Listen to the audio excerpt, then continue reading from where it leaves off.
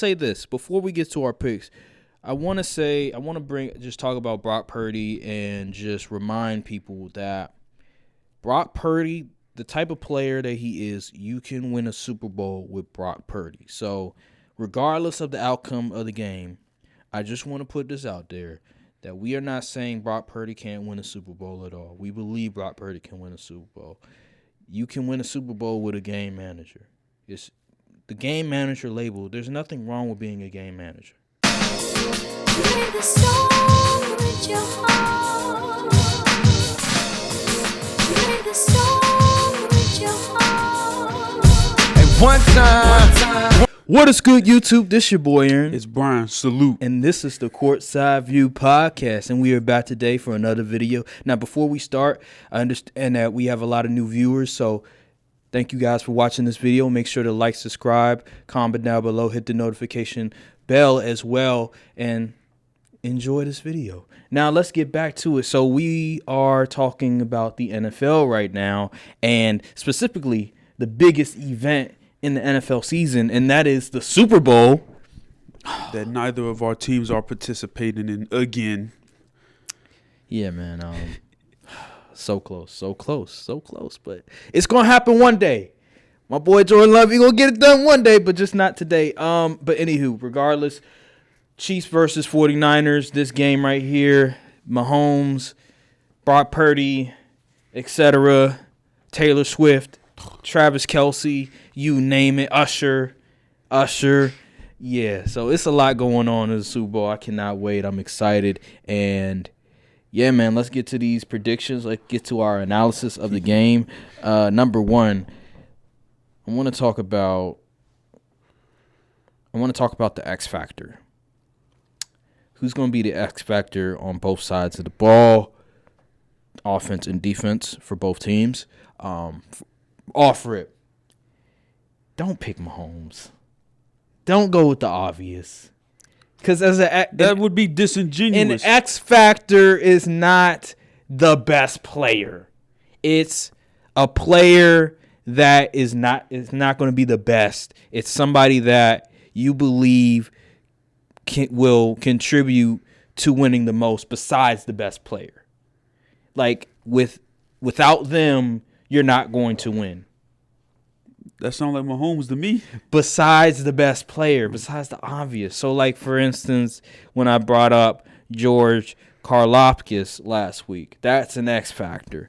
Or Kyle Hamilton, that's an X factor. Like, it can't be the best player. Like, if you want to say Brock Purdy, go right ahead. But, come on, be creative. Fine, I won't say Mahomes, even though I had him written down here. You're not going to expect what I'm going to say for the defensive side of the ball. Okay. We good? Yeah, we're good. Oh, you want me to start? Yeah, I want you to start. I thought you were going to start it off. Okay, so X factors. I'm going to start with the 49ers then. I'm going to start with the 49ers. Okay. Since you said you try to change the stipulations, I can't put CMC on here, but I have a backup plan. Okay. The backup X factor for the 49ers on offense is Deebo Samuel.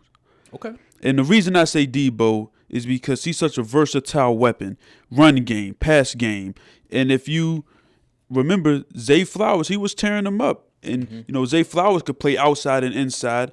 Deebo can make some things happen from the slot as well. So it just makes sense to have Deebo as they need to utilize him to his fullest potential. He needs to be taking handoffs, screen passes, stuff across the middle of the field, all type of things. And on the defensive end, I think I said this one last week. I'm going to say it again. I don't care. I'm going to say Fred Warner because Fred Warner is going to have a big responsibility of playing disciplined football against that Andy Reid offense. Especially at linebacker, you really have to trust your eyes against this Chiefs offense because they like to run the ball. They like to do a lot of motion. And if you even stutter for a second, Travis Kelce be behind you up the seam and you ain't even know.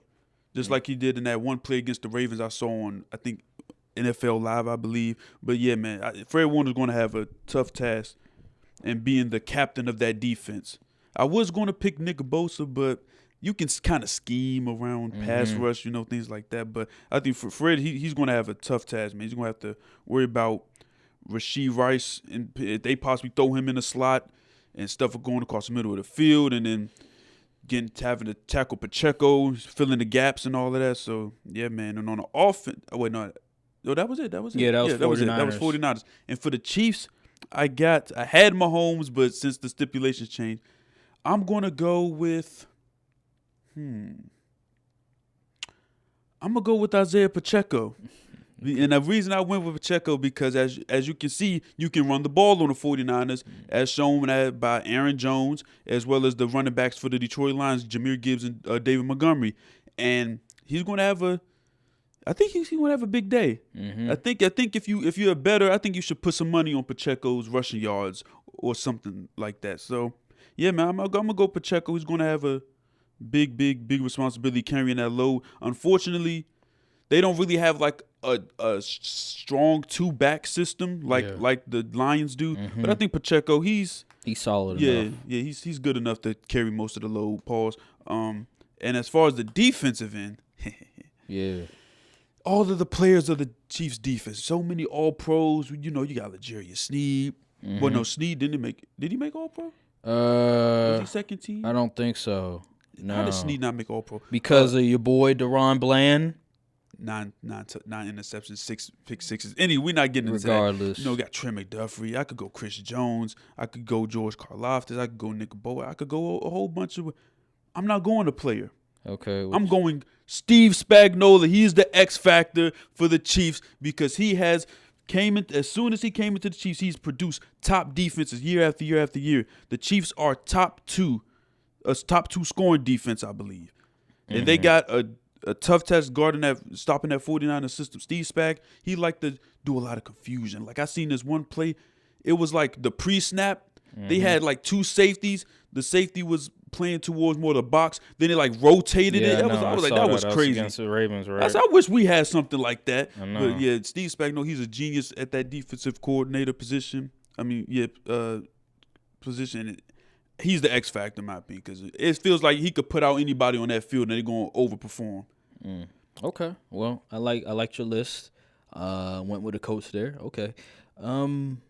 So here's the deal. So for me, 49ers offensively, I think I'm gonna go with Deebo Samuel as well. I like Deebo Samuel this game. He's very versatile. He could do a lot of different things. And Brock Purdy, it seems like whenever he throws the ball to Deebo Samuel, good things happen. So yeah, I'm gonna go with Deebo Samuel on that one. Defensively for the 49ers, I think. I think this is a tough one. I'm gonna go Greenlaw. Obviously because I think number one, when it comes to Mahomes, you have to worry about him throwing the football, but also running the football as well, because he'll scramble. I think you want to keep Mahomes contained. You don't want to have him scrambling and stuff. And Greenlaw, obviously, middle of the field. Mahomes kills people in the middle of the field. So I like Greenlaw this game. You went Fred Warner, which is another great pick, but I think Greenlaw will have a major effect. So Kansas City, on offense, I'm going to go with Travis Kelce. I think Travis Kelce, he needs to have a big game. I do like Isaiah Pacheco. That'll probably be my second pick, but I think Travis Kelce this game, he needs to do his thing, get the offense grooving, going, and I think Travis Kelce will have a big game. And for defense, because Sam Laporta, he had 90-something yards last time. Yeah, absolutely. For defense, it's gonna come down to the trenches for me. And I'm sorry, I know I said don't pick the most obvious, but literally this is the most obvious sort of game plan that the Chiefs need to have when it comes to trying to make it uncomfortable for Brock Purdy. And so I think the D tackles, specifically Chris Jones, I know he's the best, but I think Chris Jones is the X factor because Dan Orlowski, just listening to Dan Orlowski's explanation, and also Ryan Clark, and how the D tackles are the positions that's going to make it difficult for Brock Purdy to do whatever he wants, like batting down passes,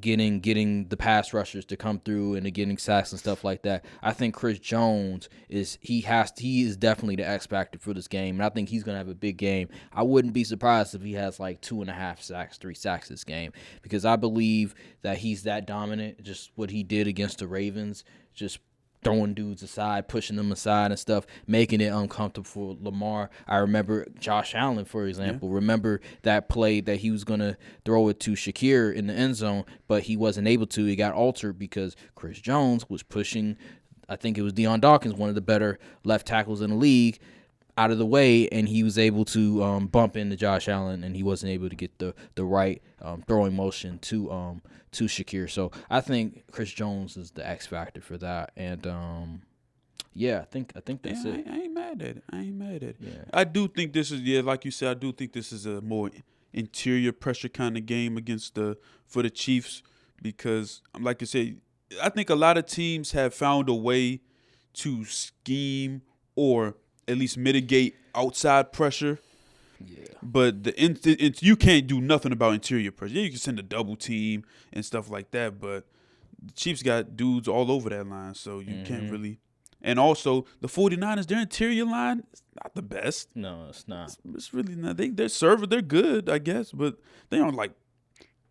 They're not Kevin Zeitler and nothing like that. You know what I'm saying? So Javon Hargrave was supposed to be their guy for them, but he hasn't been that same dominant presence he was with Philly. So no, I meant like the 49ers O-line. Oh, you talking about O-line? I thought you were talking about D-line. Their O-line is not.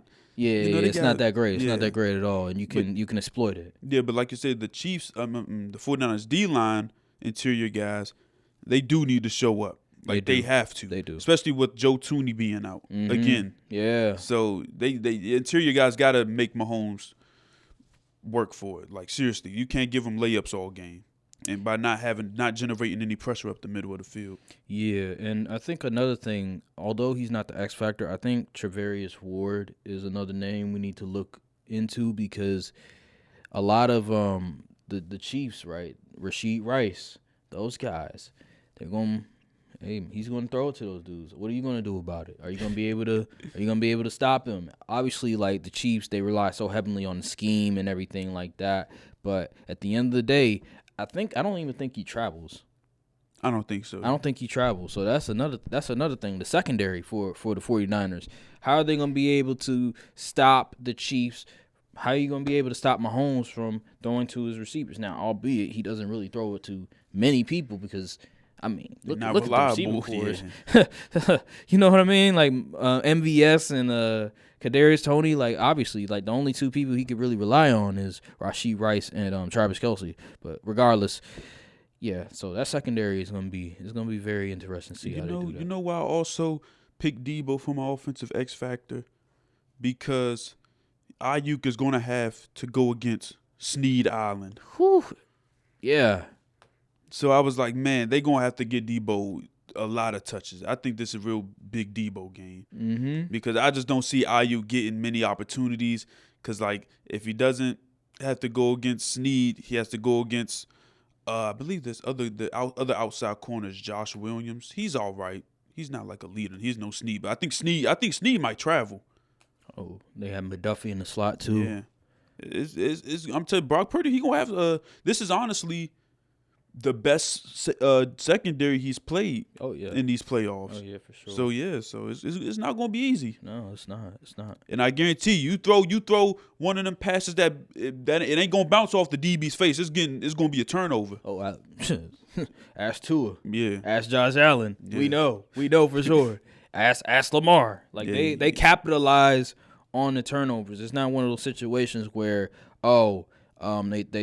they get an interception and all of a sudden, it's a 3-and-out. Like, no, the Chiefs, they don't play around. Like, they capitalize on the turnovers. They make sure that they don't put themselves in harm's way, and that's why they were able to beat the Ravens, because Mahomes was able to manage the game and identify what his team needs from him. And That's what makes a great quarterback at the end of the day. Is identifying what you need from your team and executing it to the best of your ability. And that's what the Chiefs have been doing these past 4 years. And so it's gonna be a test for Brock Purdy. We're gonna really see how he sort of deals with this adversity in these sort of climates. The Super Bowl, the biggest game of this year. Yep. We'll see. I will say this before we get to our picks. I want to just talk about Brock Purdy and just remind people that Brock Purdy, the type of player that he is, you can win a Super Bowl with Brock Purdy. So regardless of the outcome of the game, I just want to put this out there that we are not saying Brock Purdy can't win a Super Bowl at all. We believe Brock Purdy can win a Super Bowl. You can win a Super Bowl with a game manager. It's the game manager label. There's nothing wrong with being a game manager.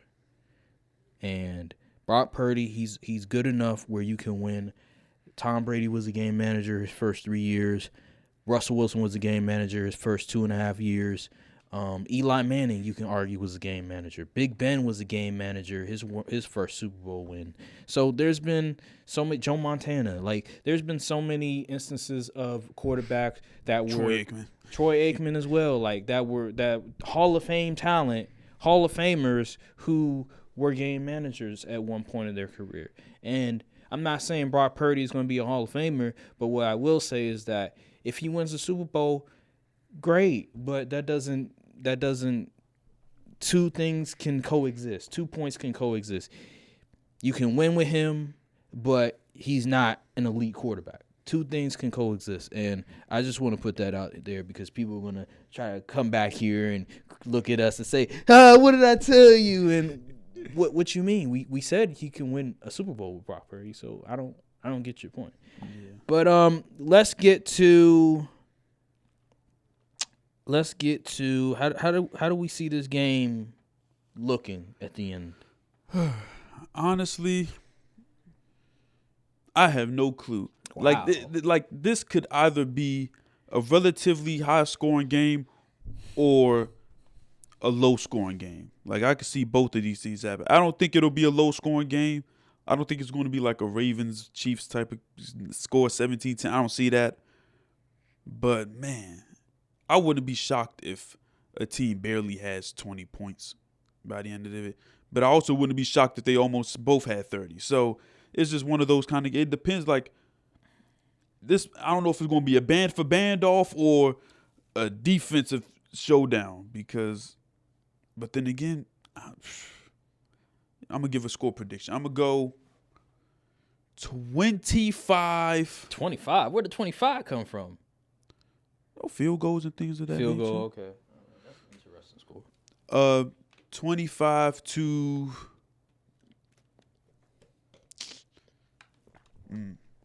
21. 25-21 Chiefs. But let me try to do the math on that 25 there. If they maybe they get 18 and a bunch of field goals. That might not work. Get a safety? Nah, 25 ain't gonna work. Honestly, you know what? I honestly wouldn't be surprised if the game went to OT. Really? You think that would be a crazy ending, wouldn't it? The first time we see OT in the playoffs with the new rules, and it just so happens to be in the Super Bowl, that'd be a crazy story. The script writers might be cooking up some. No, fine. 28-24 Chiefs. 28-24 Chiefs. That's a pretty solid score. The only thing I'm scared of, if you look at the betting trends, 70% of the money is on Chiefs. Oh yeah, because they're the underdog on this. The money line is minus minus 100 or whatever for the 49ers and plus 108 for the Chiefs. So yeah, people are gonna go with the Chiefs all day, every day. They also lead in the spread bets too, which is very concerning. I think it's interesting because you know how like last week everybody was picking Baltimore and the Chiefs were like, were they the betting? Were most people betting the Chiefs? I forget. Yeah. I assume most people were betting the Chiefs. But this week, actually no, I think most of the bets were on the Ravens because people wanted to see Ravens versus Lions in the Super Bowl. That's interesting. Because the Lions were betting favorites last week too. Well, the last game too. They were. So this week, although the 49ers are favored by Vegas, most of the media that I mean, minus 100, that's like a coin toss. it is, but they're still favorites, and it is a neutral site. So, but most media I hear, they have the Chiefs. Like you said, the betting people, they have the Chiefs.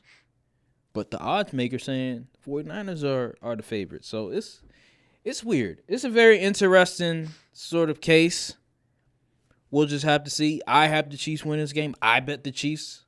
So I believe this game. I like your score. 28-24. I think it'll be a 4-point game, something around that range, where the Chiefs will have just enough points where the 49ers are going to have to score a touchdown if they want to win. I don't think it's going to be a case where the 49ers only need a field goal to win. I don't think that's going to be the case. I think the Chiefs are going to handle their business. They're going to make sure that the 49ers are in a difficult position at the end of the day when it comes to field position, when it comes to trying to come back down from a deficit. I don't know how many points. It might be 7 points like Baltimore, but at the end of the day, that defense for the Chiefs, that's been the story of these playoffs, is the Chiefs' defense and their dominance, because I didn't see this before the year started. I'm talking about the season, for the NFL season. I didn't see this before the season started. So salute to the Chiefs defense. The Chiefs overall, they've just transformed. Ever since Tyreek has left, they went from this air raid, we're going to throw it 30, 40 yards, to we're going to be more 5, 15-ish, manage the game. Definitely went more a methodical type of Absolutely. Instead of airing it out all the time, we're going to go to 5 to 15. Mahomes, man. We're going to run the ball more. We're going to mix it up, because they didn't have a running game when they won the Super Bowl the first year. It was really Mahomes' greatness and Tyreek Hill and Travis Kelce. So now it's more of a balance. Yep. Now they're running the ball more. Now they're doing different things. And salute to them, man. That's what makes a dynasty is they're able to adjust. They're not one of those teams where they have only one move that you can go to. They have only one identity. No, they have multiple identities. And that's what made the Patriots great, is because they've always would change things up and stuff. Like whatever the game dictated, they would do. And the Chiefs are the same way, and that's why they're going to, in my opinion, they're going to win the Super Bowl. So, yeah, man, I like 28-24. Who do you think is going to be the Super Bowl MVP? Pat Mahomes, of course. Pat Mahomes. Yeah, I agree with you. I think it's the Michael Jordan effect. It's like, regardless, no matter what, he's going to win. Unless Travis Kelce goes off for like 150 yards and 3 touchdowns or something. Or Isaiah Pacheco goes for like 150 and 2 tubs. It really all depends. Or Chris Jones gets like 3 sacks. I mean, those are really the 3-4 guys that I look to and I say they could possibly win the MVP. But my money's on Mahomes. Yeah. I just think he has that Michael Jordan effect where no matter what, he's going to win all the awards. So, all right. Well, that'll do it for our Super Bowl predictions. How unfortunate would that be for 49ers fans? They done made the Super Bowl again and lost again. I would love it.